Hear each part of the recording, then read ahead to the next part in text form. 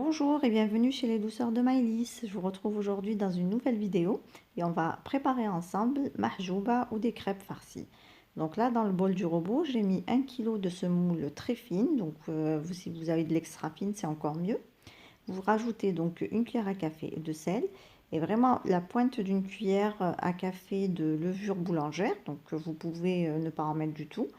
Et là, je vais venir rajouter de l'eau petit à petit en pétrissant la pâte jusqu'à obtention d'une boule assez malléable et non collante.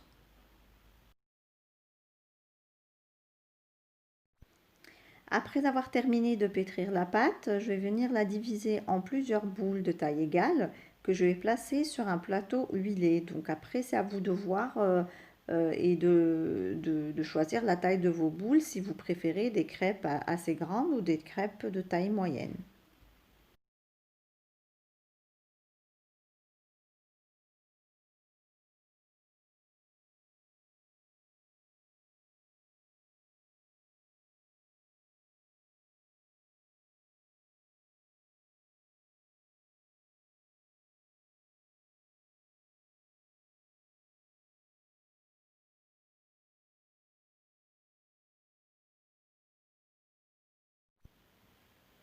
Donc dès que j'ai fini de façonner toutes mes boules, je vais venir les badigeonner d'huile, donc pour pas que la pâte ne sèche, et je vais venir également les couvrir de film alimentaire.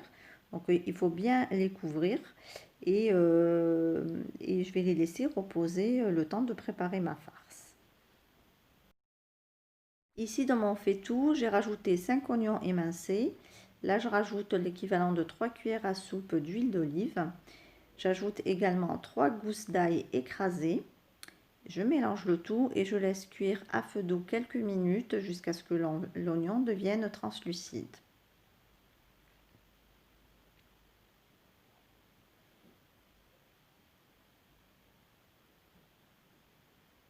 Ensuite, je vais venir rajouter 2 poivrons verts coupés en tout petits dés. Donc vous pouvez également rajouter un piment si vous préférez que la sauce soit un peu plus relevée. Je vais également rajouter de la tomate râpée. Donc ici j'ai 5 tomates fraîches et j'ai également rajouté une boîte de tomates pelées. Ensuite, je vais assaisonner le tout. Donc là, j'ai mis du sel, du poivre, du paprika et je vais rajouter également un petit peu de piment en poudre.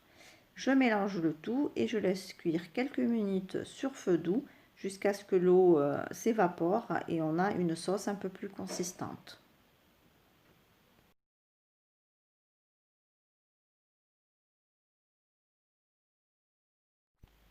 Donc une fois que ma sauce est cuite, je la réserve donc de côté dans un saladier et je la laisse refroidir complètement pour pas qu'elle déchire la pâte. Là, je récupère une boule de pâte que je vais venir étaler. Donc je badigeonne bien déjà mon plan de travail d'huile et ensuite j'enduis mes mains d'huile et je vais venir donc l'aplatir et l'étirer donc de façon à obtenir un grand cercle de pâte. Ensuite, je vais venir déposer donc ma farce au milieu,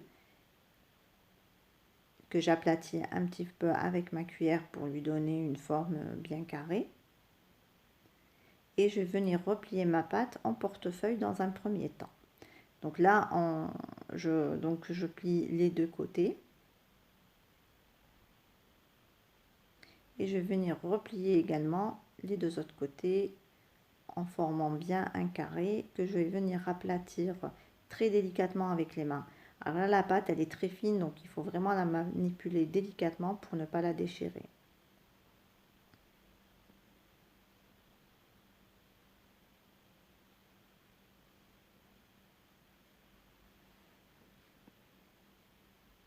Donc là, je refais la même chose. Donc là, j'ai bien badigeonné ma pâte d'huile et je vais venir donc l'étaler toujours au doigt jusqu'à obtention d'un grand cercle. Donc ma pâte, elle est très fine, hein. Donc on arrive à voir à travers le plan de travail. Ensuite, je mets ma farce et je viens replier comme c'est visible sur la vidéo. Donc je l'aplatis délicatement et je vais venir la déposer sur mon tagine ou sur une poêle. Donc au départ, vous mettez votre poêle, vous la chauffez bien à grand feu. Ensuite, vous réduisez donc la température. Donc vous mettez bien à feu doux afin que la pâte cuise bien de l'intérieur également. Et je la fais cuire donc des deux côtés. Alors aussi, quand vous déposez votre carré de pâte sur le feu, la pâte au contact de la chaleur, elle a tendance à se rétracter. Donc vous pouvez vous aider de vos mains pour l'étirer un peu plus. Voilà, on fait cuire quelques minutes de chaque côté et je fais ainsi donc avec toute ma pâte jusqu'à épuisement de cette dernière.